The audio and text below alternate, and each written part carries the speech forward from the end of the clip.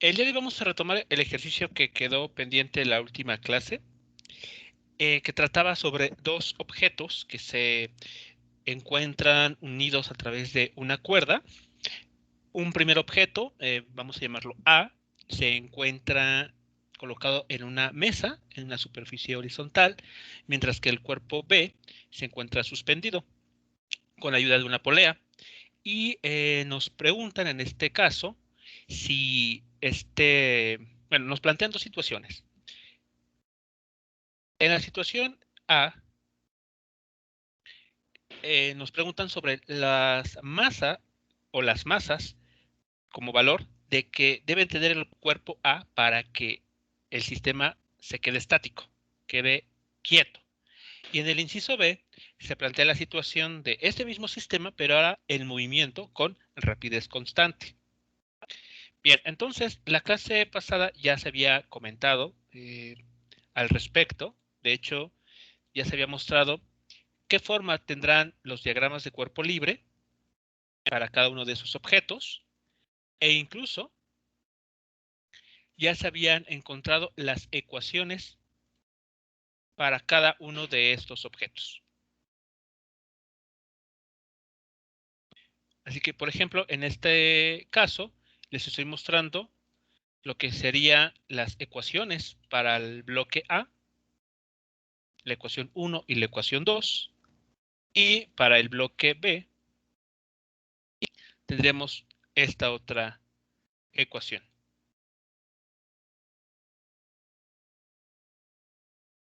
Bien, lo que vamos a revisar a continuación es cómo utilizar esta información que ya tenemos a nuestra disposición para resolver lo que el problema nos plantea, tanto en el inciso A como en el inciso B. También hicimos el comentario de que estas ecuaciones, estas tres ecuaciones, son válidas para ambas situaciones, tanto si los objetos están ahí quietos en reposo, como si se estuviesen moviendo con velocidad constante. Y esto es porque en el caso B, al decir que se mueven con rapidez o velocidad constante, quiere decir que no hay aceleración. Sí hay movimiento, pero no hay aceleración. Así que por ese motivo aquí ponemos un 0, al igual que esto. Y estos resultados que ya tenemos son válidos para ambas situaciones. Bien, vamos a empezar con la situación A. En la situación A nos plantean el problema o la pregunta de cuál debe ser la masa mínima en el bloque A para evitar que ese sistema de dos masas comience a desplazarse. Si recordamos el comportamiento que tiene la fricción como función de la fuerza aplicada, que es lo que comentamos la clase pasada, vamos a identificar tres zonas o tres regiones. En la primera región, que tiene un comportamiento lineal, tenemos que entre mayor sea la fuerza aplicada sobre un objeto para comenzar a moverlo, la fuerza de fricción estática aumenta en la misma proporción. Es directamente proporcional a la fuerza aplicada. En esta región, que se conoce como la región estática, se cumple esto. La fuerza de fricción estática es menor que el coeficiente de fricción estática por la normal en esta región. Mientras apliquemos alguna fuerza dentro de estos valores que están en el eje X, tenemos, digamos, garantizado de que el objeto no se va a mover. Va a seguir, digamos que pegado al suelo. Después viene una región, o mejor dicho, un punto, en el que la fuerza de fricción estática alcanza un valor máximo.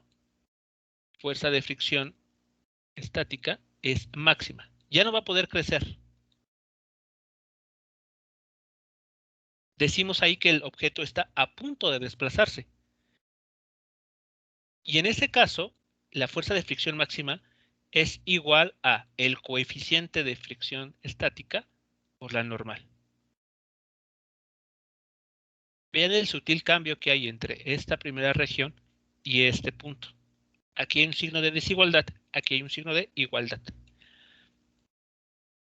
Una vez que se llega a ese vértice, a ese punto, la fuerza de fricción disminuye un poco, de tal manera que ahora tenemos un movimiento en el objeto que está desplazando, pero la fuerza de fricción no ha dejado de actuar, solo que con un valor menor. A esta región se le conoce como región cinética y en ella tenemos que la fuerza de fricción, pero ahora fricción de tipo cinética, es igual al coeficiente de fricción cinética por la normal.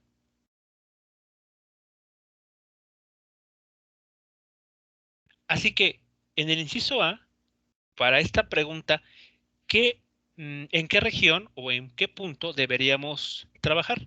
¿En la situación roja, en el punto aquí indicado en la condición de amarillo o bien en la región de color azul?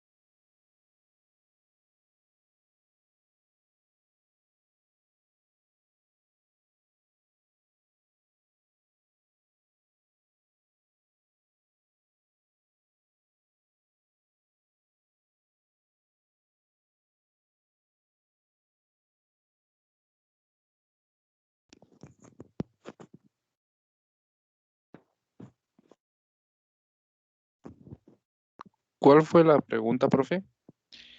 Para el inciso A, ¿en qué región o en qué situación de esta gráfica deberíamos estar analizando? En la línea roja. Así es, en la línea de color rojo. Es decir, a pesar de que está una fuerza aplicada sobre los objetos, ya sea el que está en la mesa o el que está colgando, esta fuerza no es capaz de vencer a la fuerza de fricción estática. Por esa razón, los objetos siguen en reposo. Entonces, la condición que vamos a utilizar es justamente la que está aquí. La fuerza de fricción estática es menor que el coeficiente de fricción estática por el valor de la fuerza normal. Entonces, si recordamos o retomamos, mejor dicho, las ecuaciones de la clase de ayer, que son estas tres, podemos sustituir toda la información que tenemos en esta ecuación, en esta condición. Ya tenemos la fuerza de fricción. Sabemos que es igual a la tensión. Conocemos ya el valor de la fuerza normal, que es justamente igual al peso de la masa A. Y además, la tensión resulta ser igual al peso del bloque B. Así que estas tres ecuaciones las podemos sustituir en esta ecuación que tenemos ahí encerrada.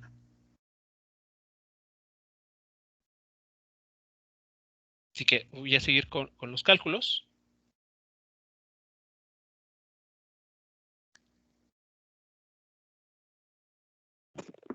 Entonces, tenemos lo siguiente.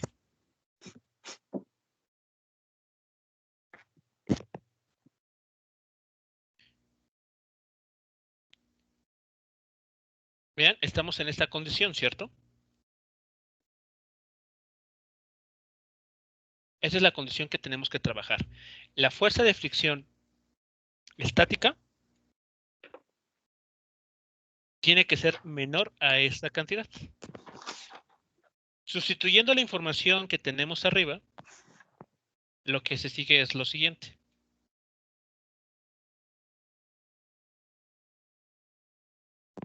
Aquí se ha sustituido el valor de la fuerza de fricción estática por el valor de la fuerza tensión.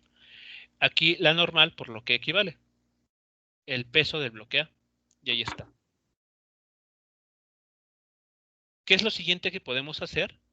Pues sustituir lo que vale la fuerza tensión. Aquí está. Entonces sustituimos lo que vale la fuerza tensión, que es el peso del bloque B, y estaríamos llegando a este resultado.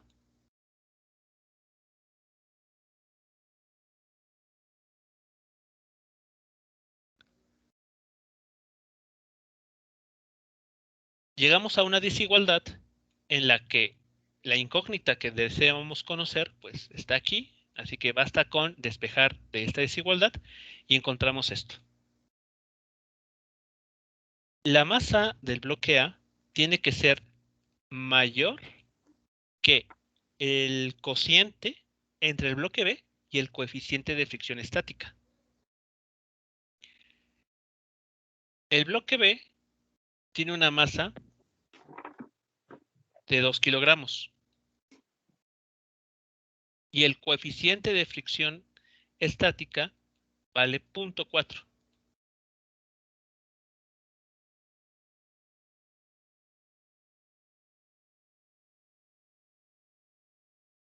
Si ustedes sustituyen estas cantidades en esta ecuación, notarán que se llega a este resultado. ¿Qué es lo que estamos diciendo aquí?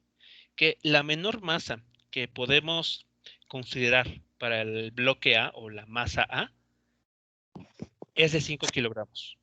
Cualquier valor por arriba de esa cantidad asegura que ese sistema quedará ahí quieto, en reposo.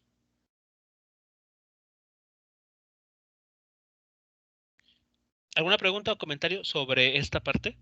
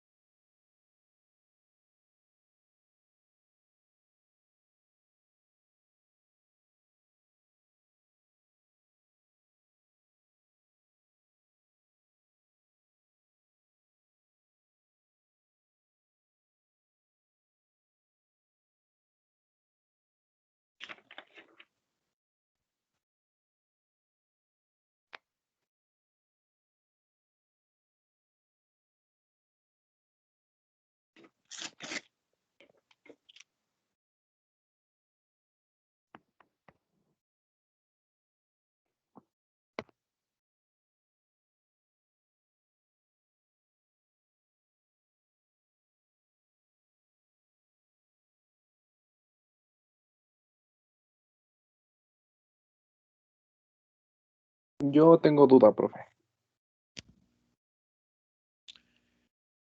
Ok, bien, entonces ya tenemos el resultado para la primera pregunta, el inciso A. Ya sabemos cuál es la menor masa que podemos considerar para garantizar que ese sistema permanezca ahí quieto, en reposo. Ahora, para el inciso B, recordemos que se desea que el sistema ahora sí se mueva, pero con velocidad constante. Por lo tanto, la fricción que hay que considerar en esta parte del problema es la fricción cinética. Entonces, ya desde el nombre nos podemos percatar que vamos a considerar esta región, la región de color azul. Y en esa región, la fuerza de fricción cinética cumple que es igual al coeficiente de fricción cinética por el módulo de la fuerza normal. Así que si regresamos o echamos un vistazo a las ecuaciones del día de ayer o al propio diagrama de cuerpo libre, vemos que se repiten las mismas ecuaciones. De hecho, podemos decir que son exactamente iguales. Ahí están, ustedes pueden ver estas ecuaciones, estas tres ecuaciones, y compararlas con la que se tienen aquí abajo. Evidentemente, la diferencia importante radica en que aquí es el coeficiente de fricción estática, y este aquí es la fuerza de fricción cinética.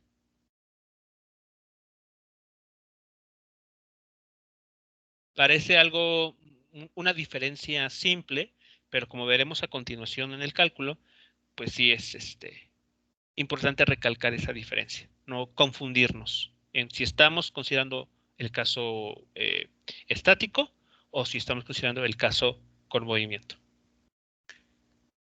Bien, para esta segunda parte, pues basta con que analicemos el problema de manera similar al caso anterior.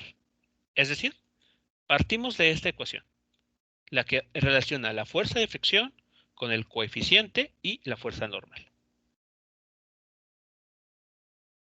Ya sabemos cuánto vale la fuerza de fricción, así que podemos sustituirla por la magnitud o módulo de la fuerza tensión. Pero a su vez, la fuerza tensión sabemos cuánto vale en términos de la masa del objeto B. Y la fuerza normal también sabemos cuánto vale en términos de la masa del bloque A y de la aceleración debida a la gravedad. Así que sustituyendo estas cantidades en esta ecuación, ustedes pueden verificar que se llega a lo siguiente.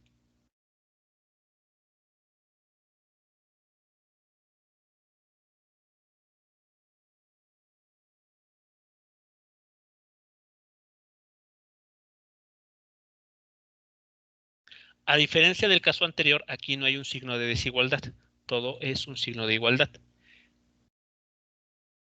Haciendo los cálculos, obtenemos que la masa que permite que el objeto, bueno, el sistema completo se mueva con rapidez constante es una masa del bloque A igual a 6.6 kilogramos aproximadamente.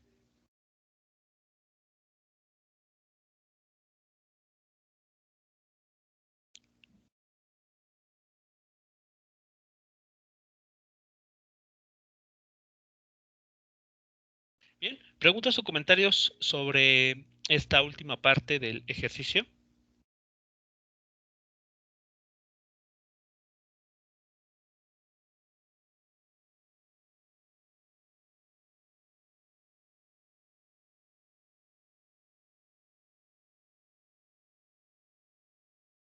No, profe.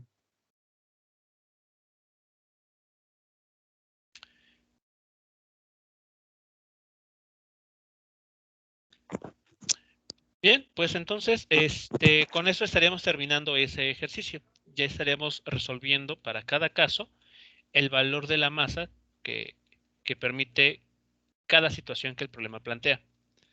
Aquí solamente para recordar, la masa del bloque A, perdón, del bloque B, es de 2 kilogramos. Y aquí se estaría utilizando un coeficiente de fricción cinética igual a 0.3.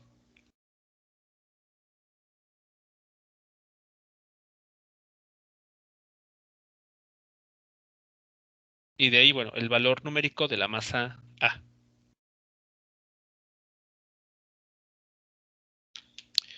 Bien. Con estos ejemplos, pues hemos visto algunos casos en los que la fuerza de fricción está presente, ya sea en un régimen estático o en un régimen con movimiento. Y no hay que olvidarnos de esta parte. Existe un valor o una situación para el cual esa fuerza de fricción estática alcanza un valor máximo. Y en esa situación se cumple esta igualdad. Una vez que se sobrepasa esta condición, la fuerza de fricción estática se convierte en una fricción de tipo cinética que tiene un menor valor. La fuerza sigue presente, pero ahora digamos que al disminuir su intensidad permite justamente el movimiento. Bueno, vamos a continuar entonces con el siguiente tema dentro de la parte de dinámica, perdón. Y en esta ocasión me refiero al llamado movimiento circular. Hasta hasta este momento hemos estado considerando, tal vez no se habían percatado de ello, situaciones en las que una fuerza se aplica sobre un objeto y lo que hace esta fuerza es hacer que la velocidad pueda cambiar, ya sea incrementando o disminuyendo de módulo, pero sin alterar del todo la dirección del movimiento del objeto. En el caso del movimiento circular, lo que sucede es que la fuerza que se le aplica sobre un objeto es tal que logra que el objeto cambie de dirección, pero sin alterar de sobremanera el módulo del vector velocidad. Suena o parece algo medio extraño, pero es lo que sucede en el movimiento circular. La dirección en la que el objeto se está moviendo se ve alterada porque ahora va a estar siguiendo una trayectoria circular. De ahí el nombre de movimiento circular. Pero algo interesante a notar aquí es que, aunque sabemos que el vector velocidad está cambiando en el tiempo en cuanto a dirección, su módulo se mantiene constante. ¿Eso cómo lo podemos explicar? Bueno, imaginemos una situación en la que un objeto inicialmente se está moviendo en línea recta, con una cierta velocidad. De acuerdo a la primera ley de Newton, sabemos o tenemos idea de que ese objeto va a mantener esa velocidad y esa dirección sin cambios durante toda su existencia, porque no se le está aplicando una fuerza total neta en él. Pero bueno, puede suceder que en algún punto de su recorrido se le aplique una fuerza que haga que este objeto cambie de dirección, como pueden ver aquí en esta línea de color amarillo. Entonces, el objeto ya no va a seguir esa trayectoria punteada de color azul, sino que momentáneamente sigue esta sección circular. Y ya sea que siga moviéndose en forma circular o simplemente cambia de dirección y ahora se mueve hacia la parte inferior de la pantalla, pero durante esta parte marcada en color amarillo, se le aplicó una fuerza. No una fuerza arbitraria, sino que tiene que ser una fuerza con una dirección muy específica. Esta fuerza se aplica de manera que siempre apunte hacia el centro de la trayectoria circular. A esa fuerza se le conoce como fuerza centrípeta. Y justamente para aclarar un poco esta parte, les voy a mostrar a continuación la siguiente animación. En esta animación ustedes pueden observar un insecto, una catarina, que se está desplazando a lo largo de una trayectoria curva, un círculo.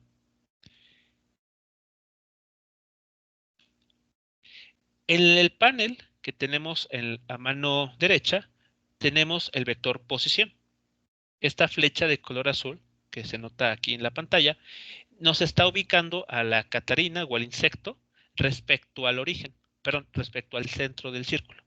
Entonces, pueden ustedes notar que cuando la catarina está en esta posición sobre el círculo, el vector posición, que nace desde el centro, apunta aproximadamente cerca del eje Y, del eje vertical. Aquí lo pueden notar.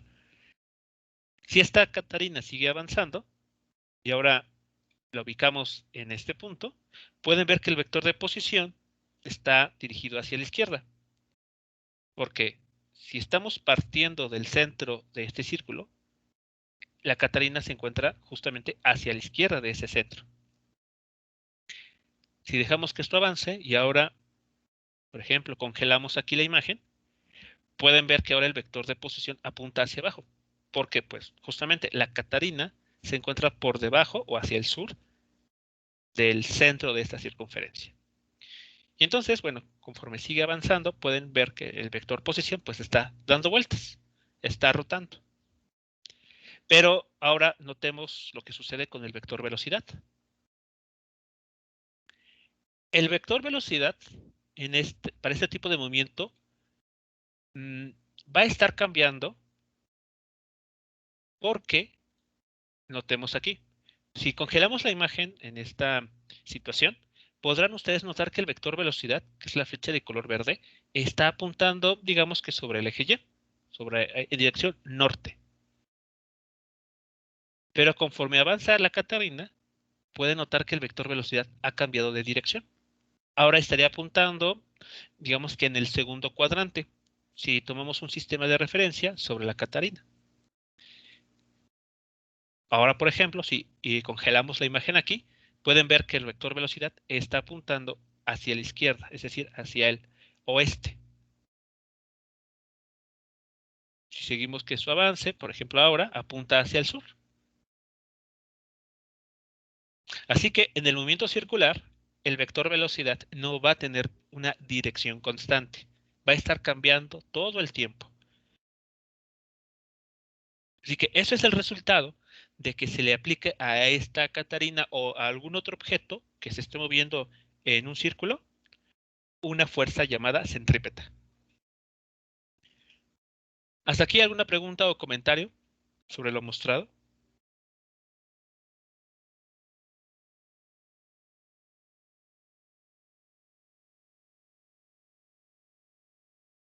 Todo bien, profe. ¿Ok? Bien. ¿Qué puede notar acerca del módulo de ese vector velocidad? De esa flecha de color verde.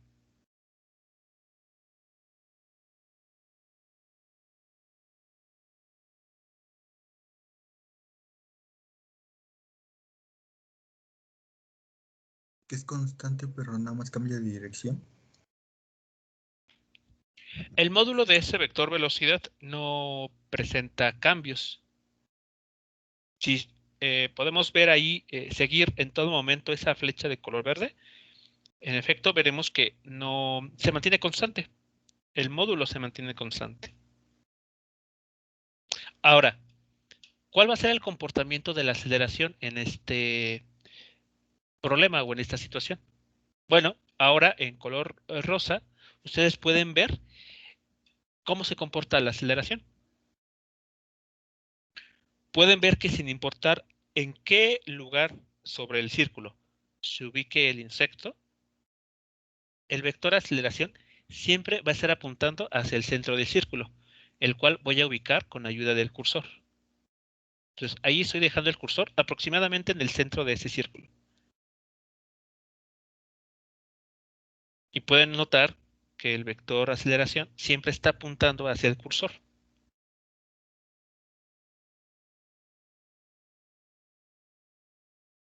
Por eso el nombre de centrípeta, que significa buscar el centro.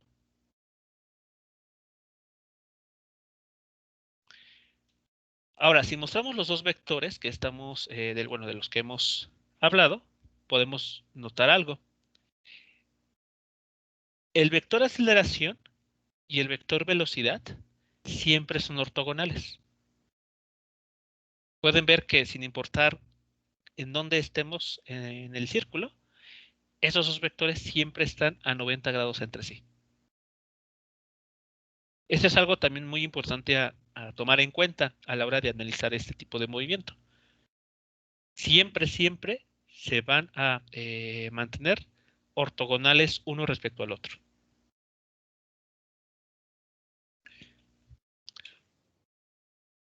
Así que bueno, regresando a la pizarra,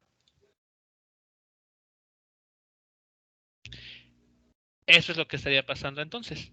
Durante este recorrido, que podría ser solamente una sección circular o un círculo completo, no importa en cuál de las dos situaciones trabajemos, esa trayectoria circular se explica por esa fuerza centrípeta.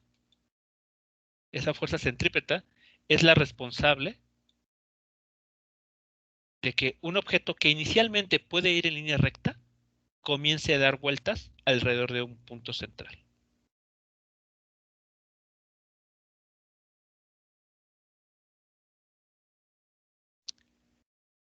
Algo también importante a recalcar aquí es que en este tipo de movimiento, el módulo de la aceleración centrípeta, o también se puede conocer como aceleración radial, va a depender de la velocidad con la que el objeto se esté desplazando a lo largo de esa circunferencia. Pero también esta aceleración será inversamente proporcional a el radio de ese círculo. Recuerden ustedes que el radio es simplemente la distancia que hay entre el centro de un círculo y cualquier punto en su perímetro. Así que podemos ver que entre mayor sea el radio de esta circunferencia, menor será la aceleración centrípeta que experimente el objeto moviéndose en una trayectoria circular. Y por el contrario, si la velocidad se incrementa, es decir, esta partícula se mueve más rápido a lo largo del círculo, entonces pueden ver que la aceleración se incrementará, pero como el cuadrado de la velocidad. Aquí está la potencia 2.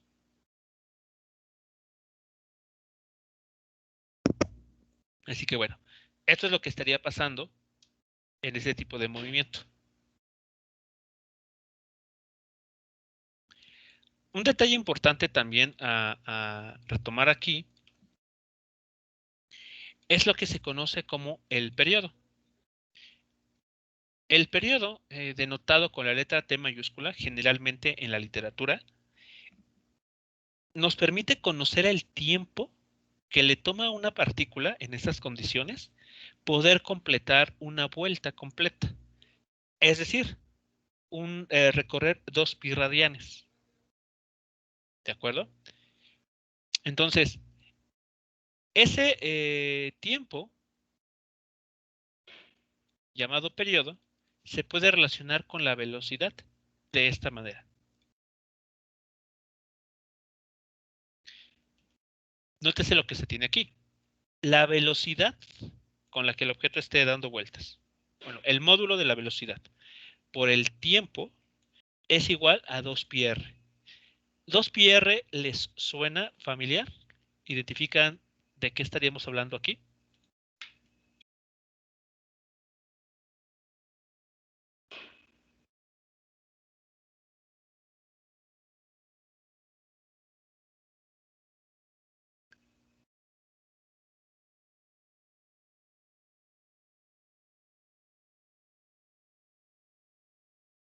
Del perímetro de un círculo. Así es, ese es el perímetro de un círculo. Así que, pues, tiene sentido esto, ¿no? Si esto es, voy a poner la circunferencia o el perímetro de un círculo,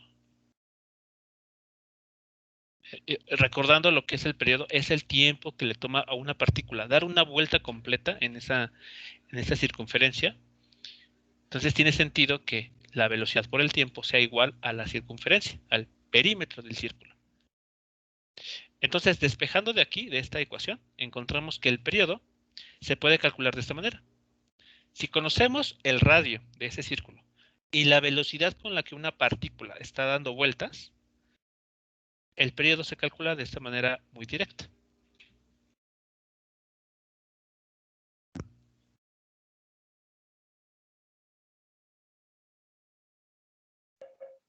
¿Preguntas, comentarios sobre esta parte?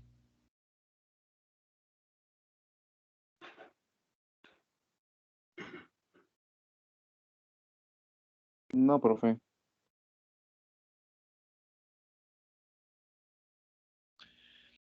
¿Ok? Bien. Ahora, algún dato importante aquí por señalar, que bueno, de hecho ya se hizo el comentario en, me parece que cuando conversamos sobre la segunda ley de Newton, es que la llamada fuerza centrífuga no existe. Es un abuso del lenguaje.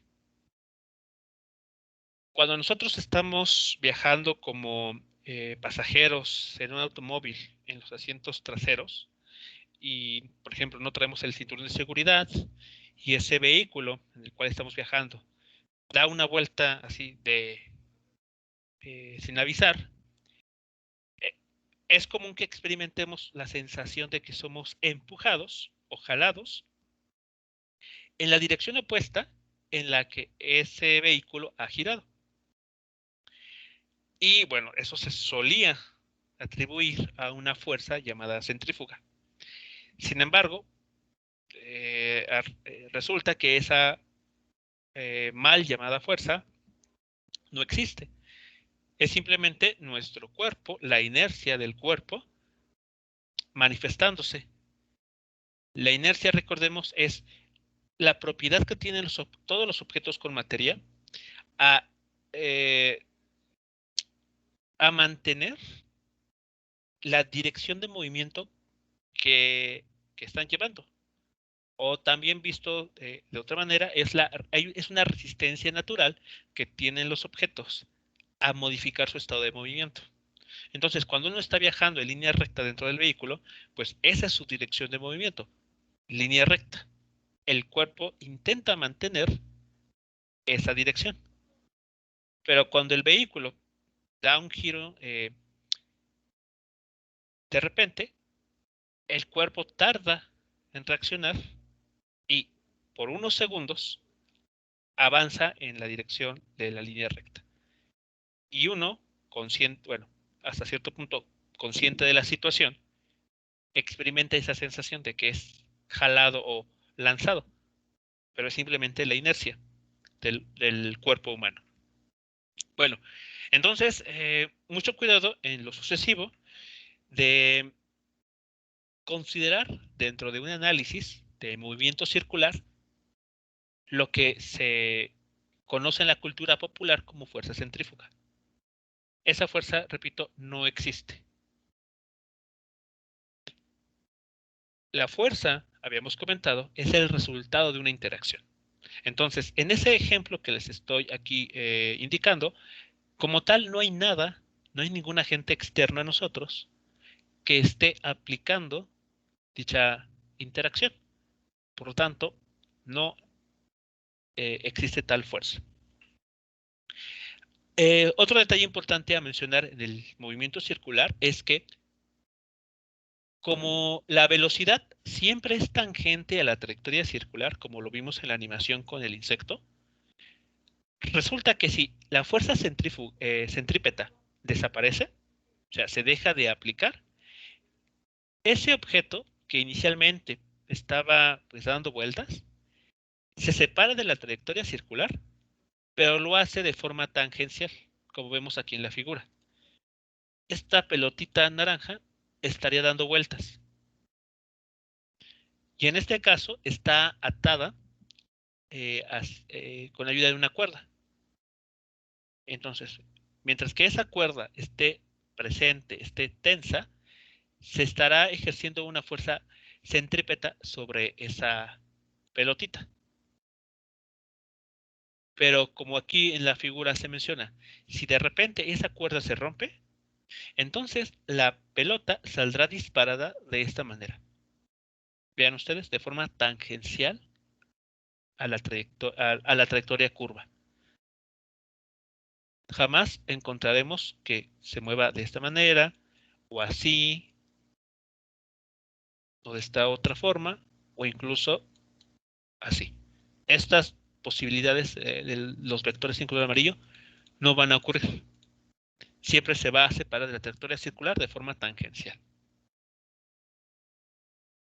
Y si no hay ninguna otra fuerza que se le aplique después de que esta cuerda se rompe, pues la velocidad que tenga en este momento y la dirección con la que se esté desplazando la mantendrá así de manera indefinida, como lo sabemos que establece la primera ley de Newton.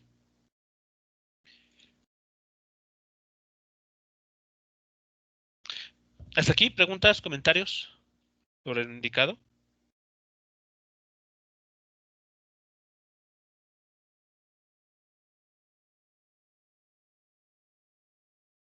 Todo bien.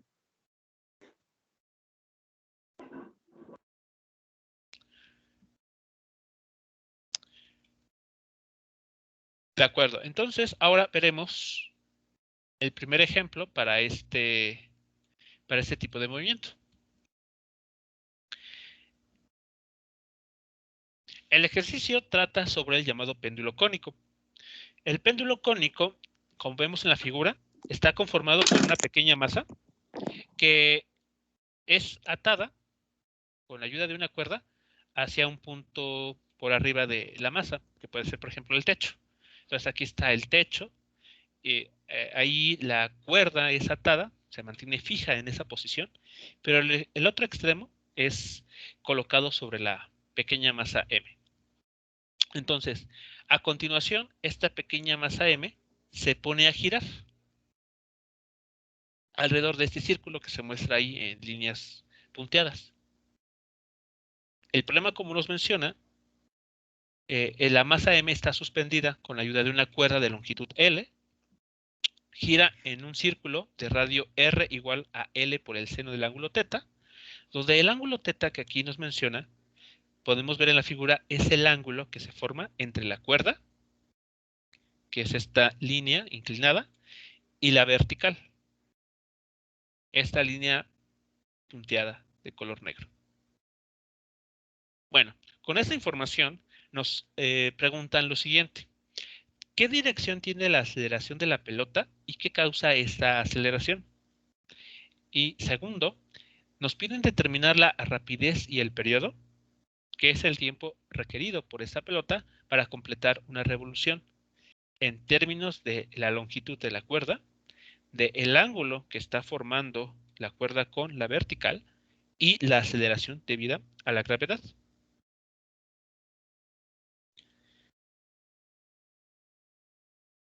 Así que, como es habitual, antes de comenzar a realizar algún cálculo, ¿existe alguna pregunta sobre la información que el enunciado nos está proporcionando o sobre las dos indicaciones que nos pide realizar?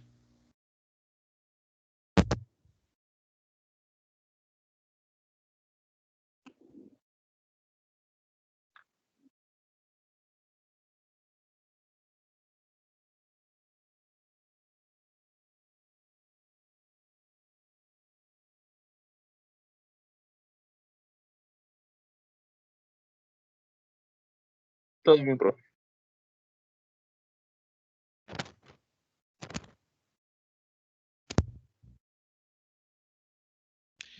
Bien, antes de continuar con la parte del cálculo, debemos hacer algunas aclaraciones en este problema para poderlo resolver de forma adecuada. La primera es que el problema nos menciona, o nos da como dato, que el radio del círculo sobre el cual se está moviendo esta pelota se relaciona con la longitud de la cuerda y el ángulo θ a través de esta ecuación. Ahora, esa ecuación, pues, digamos, como tal, no es tan necesario que el problema nos lo esté proporcionando, porque uno la puede encontrar rápidamente. Es decir, si tomamos en cuenta, por ejemplo, esta distancia,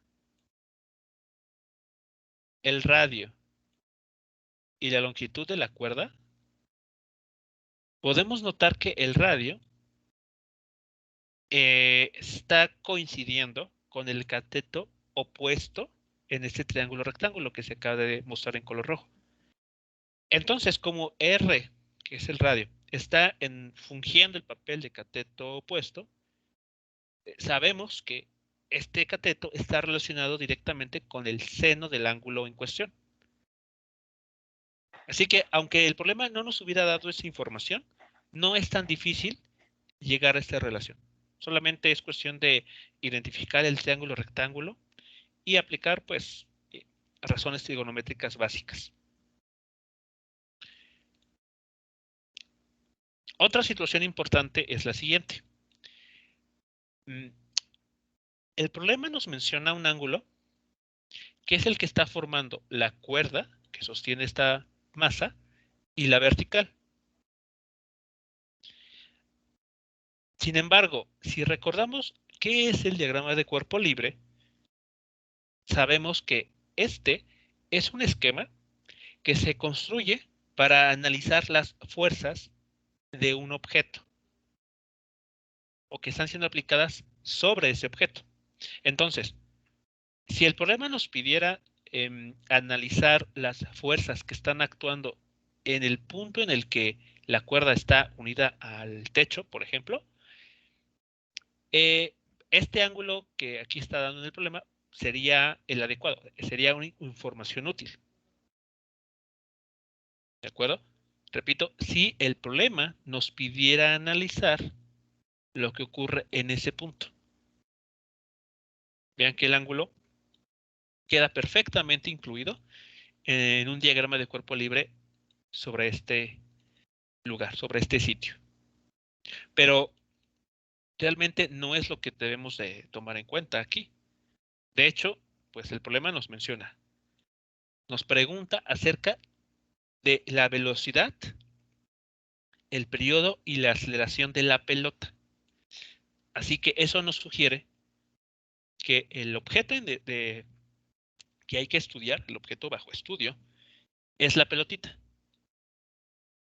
Entonces, es la pelotita la que debe de estar en nuestro diagrama de cuerpo libre.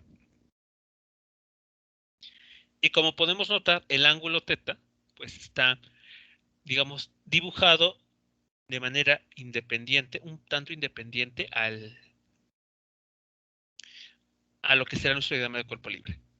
Bueno, sin embargo, podemos notar lo siguiente. La línea de color rojo que se acaba de dibujar de forma vertical, que es la que está ahora aquí, es paralela a esta línea de negra punteada que voy a dibujar de esta manera. Entonces, esa línea de color azul estaría simulando ser la vertical en la figura. Así que son líneas paralelas. La cuerda, que sería esta línea,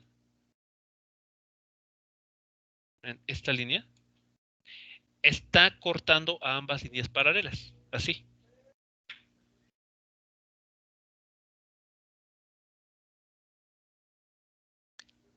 El ángulo θ que el problema nos está proporcionando sería este. Sería este que está aquí.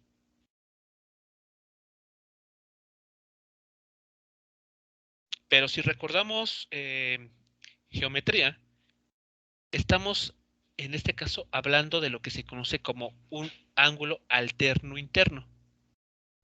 Eso entonces implica que el ángulo θ se repite aquí abajo. Esta abertura también vale lo del ángulo θ. Así que en la figura del problema, este ángulo es exactamente igual al que el problema nos mencionaba.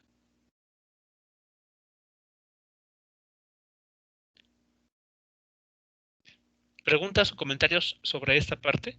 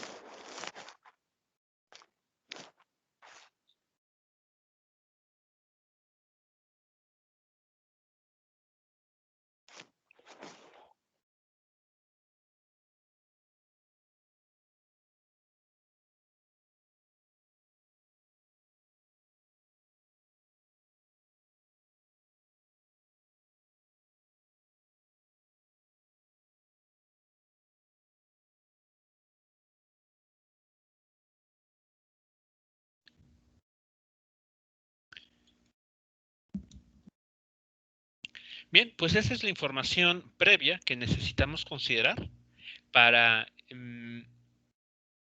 construir correctamente el diagrama de cuerpo libre de este problema.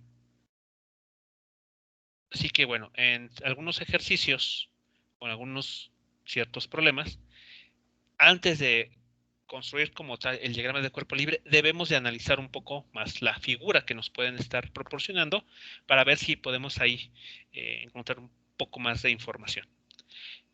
Y antes de pasar a lo siguiente, también hay que notar otro dato importante.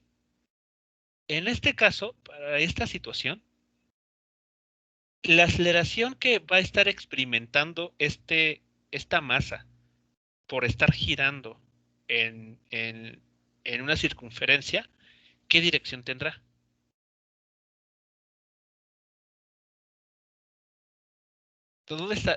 ¿Hacia qué dirección tendremos que orientar el vector aceleración en esta situación?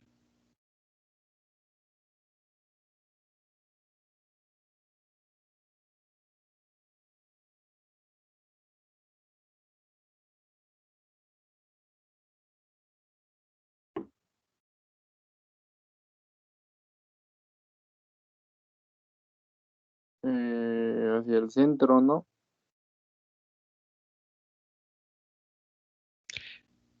Pero eso, ¿cómo lo podremos ver de forma analítica?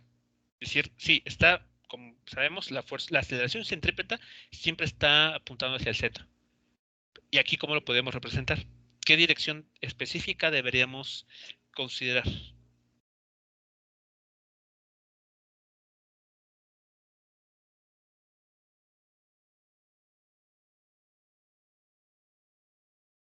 En esta situación, o sea, en este esquema, el centro de la circunferencia se encuentra a la derecha de la pelota. Sí. Por lo tanto, ¿qué dirección tiene el vector de aceleración centrípeta en ese momento? X positiva. Exactamente, X positiva.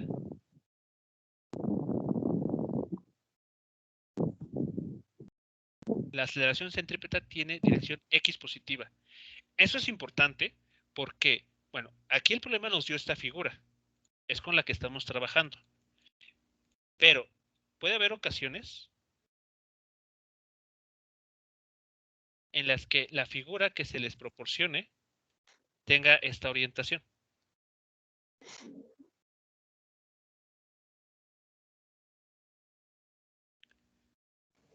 Ahora está del lado izquierdo. Entonces, exacto, la aceleración centrípeta ahora estará apuntando hacia la izquierda.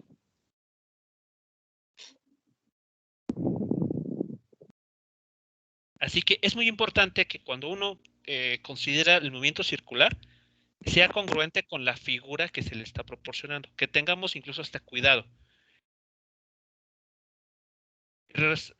Si mostramos nuevamente la animación esa del insecto y nos concentramos en el vector aceleración, vean ustedes, dependiendo de en qué lugar se ocupe, perdón, se posicione ese insecto, la aceleración o bien lo pongamos aquí.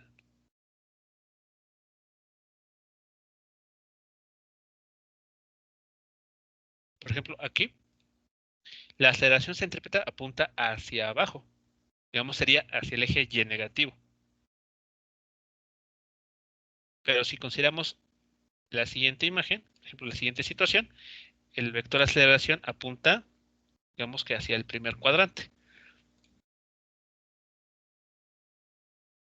Si lo ponemos aquí, apunta ahora hacia el norte. Entonces es muy importante que en este tipo de problemas nos tengamos cuidado a la hora de dar una orientación, una dirección al vector de aceleración centrípeta.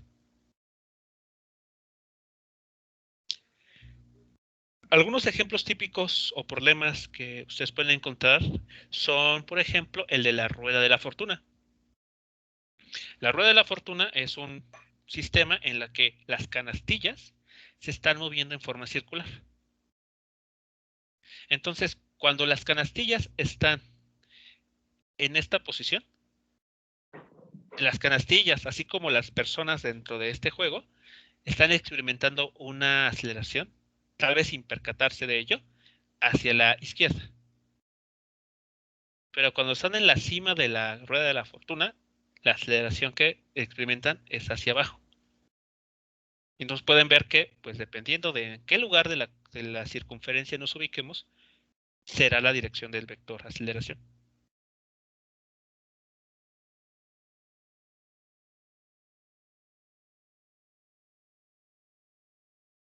Bien, así que como en este caso la figura que vamos a trabajar es esta, dentro de nuestro análisis debemos de considerar que la aceleración centrípeta va a tener una dirección positiva sobre el eje X.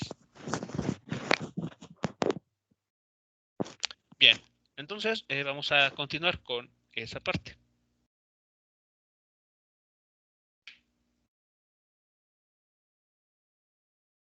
Bueno, en este esquema les estoy mostrando el diagrama de cuerpo libre para este problema.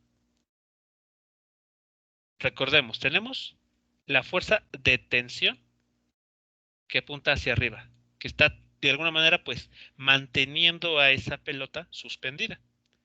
Tenemos la fuerza peso que apunta hacia abajo. Y serían las únicas dos fuerzas que están presentes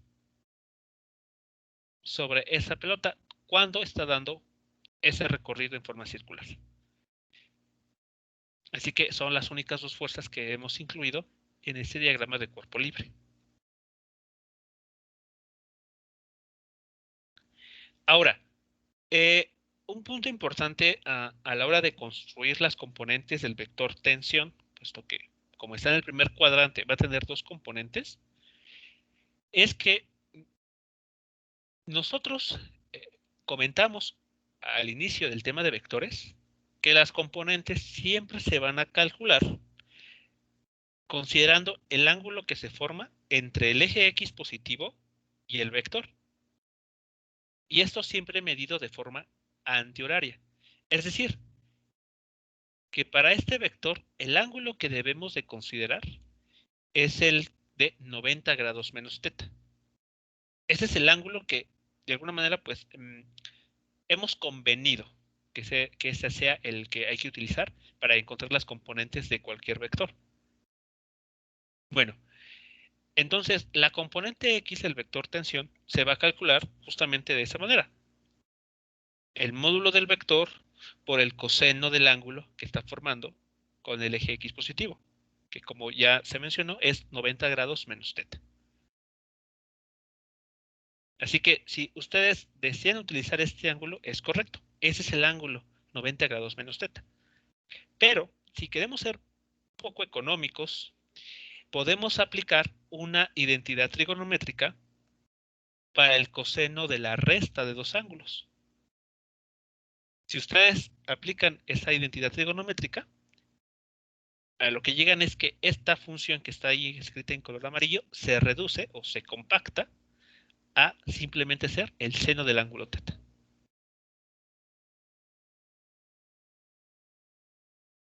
¿De acuerdo? Así que esto, digamos que es un poco más hacia el gusto que tenga cada quien. Si le es más claro ocupar el ángulo de 90 grados menos teta para este problema, por ejemplo, lo puede hacer. De hecho, pues está en el aspecto correcto. La tensión en el eje X se calcula del modo que está ahí escrito en color amarillo. Pero también es cierto que podemos implementar una identidad trigonométrica para simplificar un poco más lo que tenemos aquí, quedando simplemente t veces el seno del ángulo teta, donde el ángulo teta pues es justamente el que está aquí dibujado en color azul. Y lo propio ocurre con la tensión en el eje Y. En el eje Y, la tensión, o la componente de la tensión, mejor dicho, es el módulo del vector por el seno del ángulo que forma con el eje X positivo, medido en forma antihoraria. Es decir, 90 grados menos teta. Pero una vez más, ocupando identidades trigonométricas, que en este caso el seno de la resta de dos ángulos, podemos compactar o reducir la escritura, quedando simplemente t veces el coseno del ángulo teta.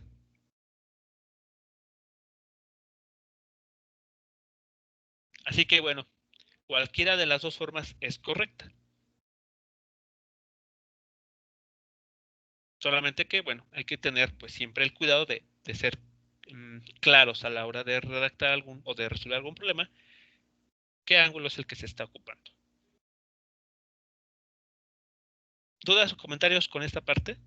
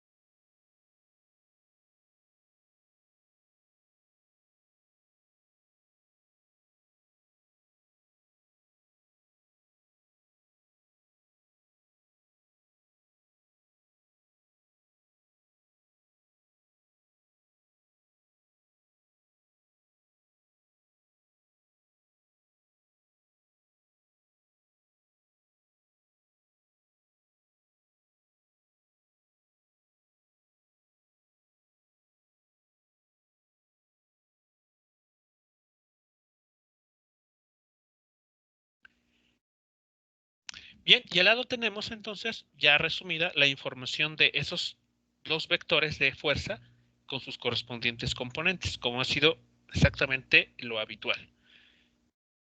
El peso, en este caso, solamente tiene una componente a lo largo del eje Y negativo, así que aquí está el signo menos para indicar esa situación, y la fuerza tensión aplicada sobre la cuerda que sostiene esa pelota va a tener dos componentes, que en la versión más compacta tendríamos que la componente X de esta fuerza es T veces el seno del ángulo θ y en el eje Y es T veces el coseno del ángulo θ.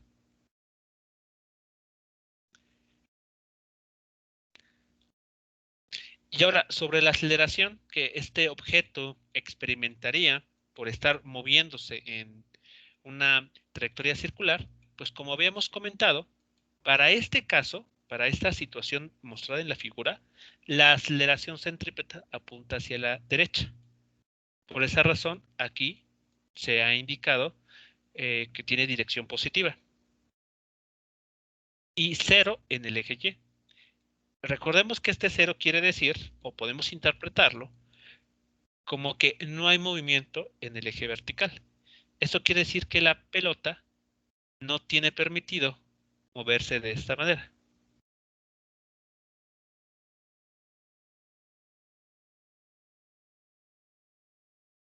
Es decir, la cuerda no es elástica, no se estira. No es como si un resorte, no es como un resorte que estaría dando vueltas alrededor de la línea vertical y además contrayéndose y estirándose. Eso no estaría permitido. Esta cuerda no es, digamos, de ese estilo. Es rígida, es inextensible, de manera que no hay aceleración en el eje vertical conforme la pelota pues está dando vueltas.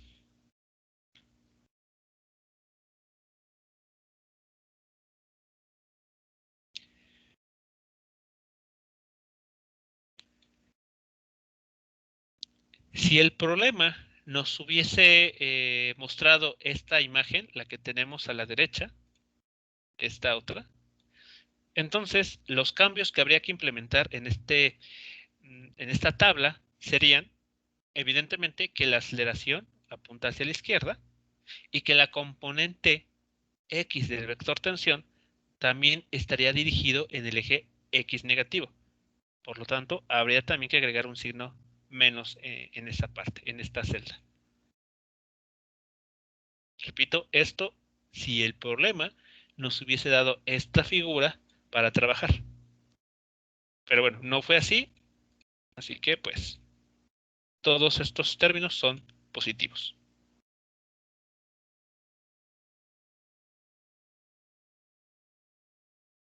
Con esa información, ¿qué podemos decir acerca de la aceleración? En el aspecto de ¿qué es lo que causa esta aceleración? Que es es parte de la pregunta que el problema plantea. De lo que tenemos ahí mostrado, ¿qué respuesta podemos dar? ¿Qué es lo que causa esa aceleración centrípeta que mantiene a esa pelota dando vueltas alrededor de un punto central?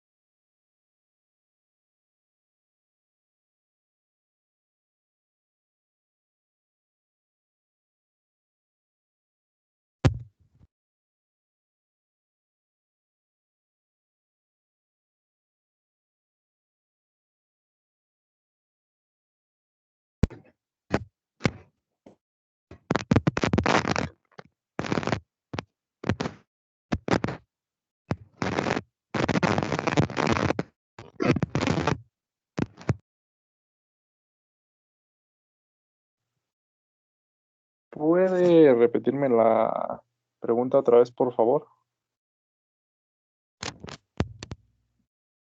Con relación a la pregunta del inciso A, ¿qué causa esa aceleración que mantiene a esa pelota dando vueltas? ¿Qué podemos decir?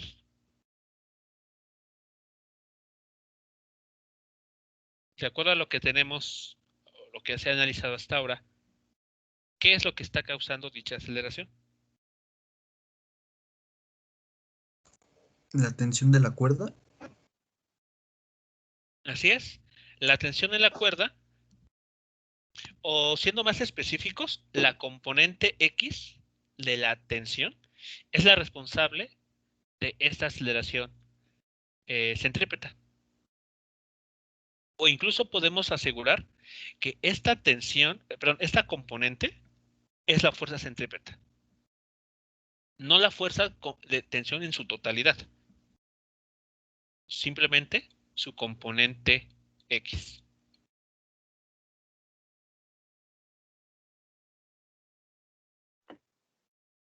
¿Vale? Entonces, esa componente es la que está manteniendo a esa pelota dando vueltas.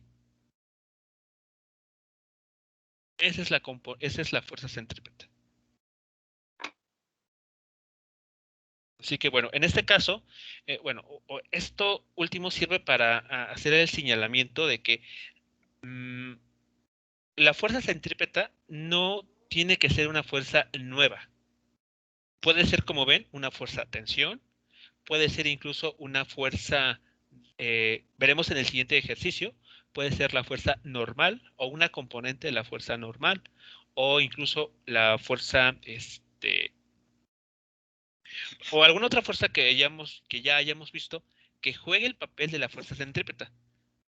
Lo único que tiene que hacer esta fuerza es mantener o obligar a un objeto a estar dando vueltas. Eso es lo que tiene que hacer. Mientras que una fuerza logre eso, puede considerársele como una fuerza centrípeta.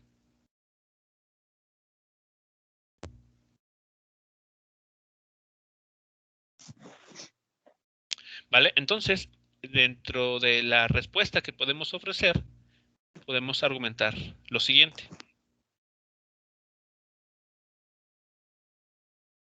Durante el movimiento que esta pelota ejecuta, que es una trayectoria circular, gracias a la tensión en la cuerda, y aquí abrimos un paréntesis, la componente X de esa fuerza, es que la partícula va a experimentar una aceleración centrípeta o radial.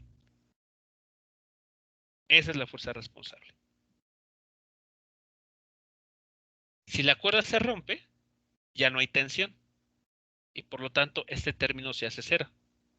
Y si esto se hace cero, entonces no hay nada que mantenga rotando a esa pelota, como tiene que ser, como pues sabemos que pasa en la vida real.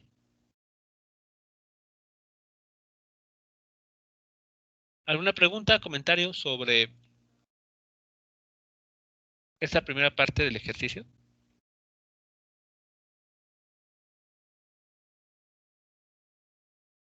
¿El ángulo no influiría también Sí, en la aceleración? sí, aquí como vemos, en esta parte de la tabla, la aceleración centrípeta depende de la componente X.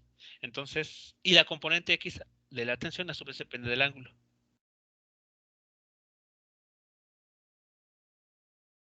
Entonces, solo para confirmar, la aceleración centrípeta lo genera la tensión por el seno del ángulo, ¿verdad?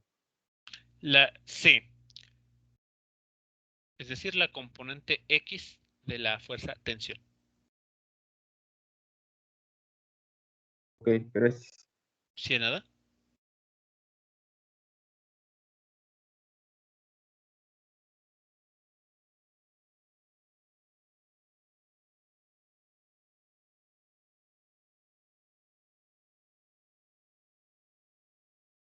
Así que bueno, para la primera pregunta de este problema, pues realmente no hemos desarrollado algún cálculo.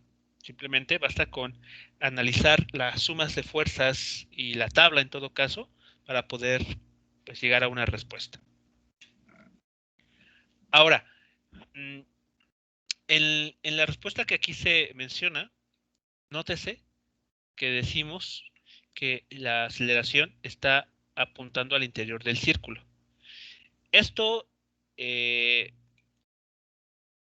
ha escrito de esta manera porque de ese modo podemos incluir los dos casos que hemos comentado anteriormente, que es que la pelota se encuentre a la izquierda del centro. Y en esa situación, la aceleración tiene una dirección X positiva.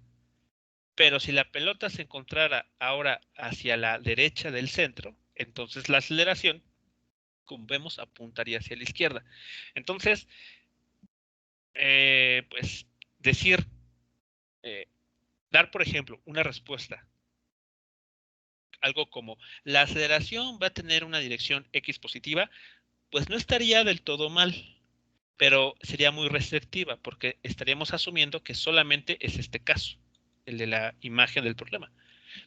Si decimos por otra parte que tiene dirección negativa, ok, no estaría del todo mal, pero estaremos restringiéndonos a solamente pensar que la situación es esta. Pero como sabemos, la pelota está dando vueltas, así que la manera más clara o incluso exacta de argumentar la respuesta es diciendo que la aceleración va a estar dirigida hacia el centro de la trayectoria circular. Ya con eso incluimos cualquiera de estas dos situaciones que tenemos aquí arriba en las figuras o cualquier otra. Ya no nos limitamos del todo en la respuesta. Y bien, ahora, ¿cómo podemos darle resolución al inciso B? Calcule la rapidez y el periodo, es decir, el tiempo requerido para completar una revolución de la pelota en términos de L, del ángulo θ y de la aceleración debida a la gravedad.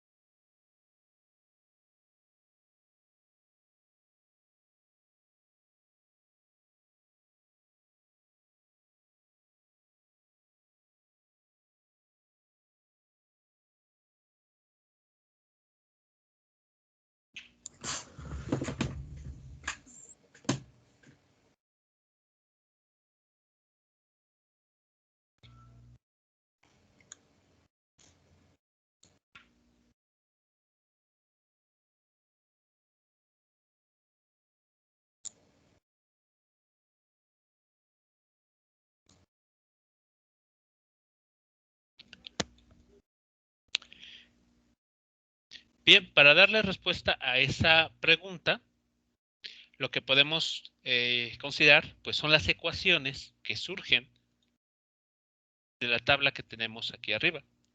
Entonces, de este arreglo, podemos notar que la tensión por el seno del ángulo θ es igual a masa por aceleración centrípeta, que será la ecuación que tenemos aquí del lado izquierdo, para el eje X. Para el eje Y tenemos tensión por el coseno del ángulo θ menos el peso. Eso tiene que ser 0. Así que tenemos la ecuación en el eje Y, que tenemos aquí mostrada del lado derecho. Entonces, estas dos ecuaciones son nos van a permitir ambas poder dar respuesta a la pregunta del problema. Determinar la rapidez con la que esta pelota está moviéndose en esa trayectoria circular, así como el periodo con el que realiza una revolución, es decir, una vuelta completa.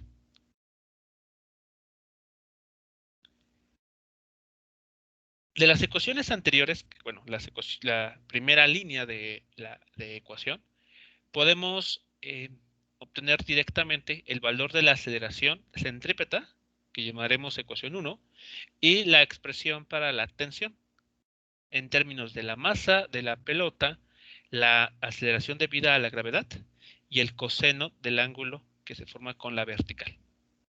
A esa ecuación vamos a nombrarla ecuación 2.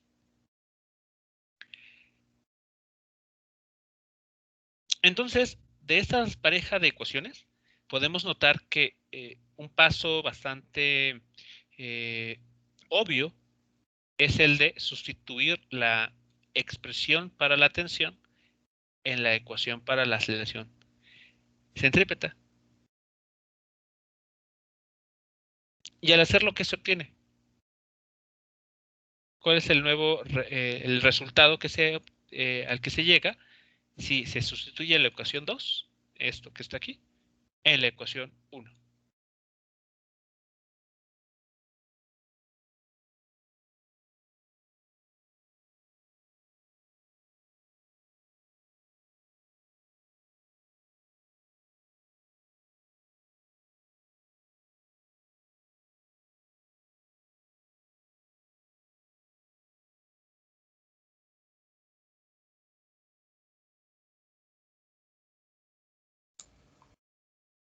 Sería la aceleración centrípeta es igual a la masa por la gravedad por el seno del ángulo sobre este.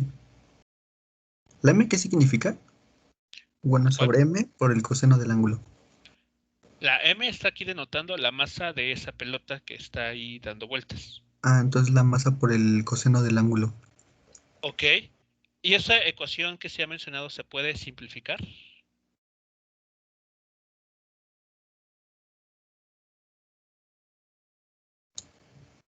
Sí, se eliminan las dos, se eliminan las dos masas y Ajá, quedaría el seno sobre el coseno, que también sería igual a la tangente, ¿no? así es correcto. Entonces, la forma más simplificada, más compacta de expresar la aceleración es la que tenemos ahí. La aceleración centrípeta, la que mantiene girando a esa masa,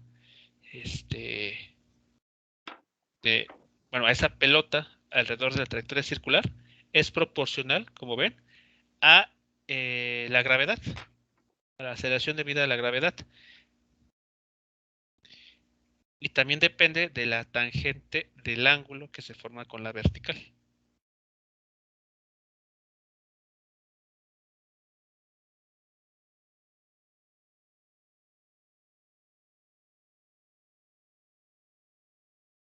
Bien, hasta aquí, ¿alguna pregunta, comentario sobre este resultado?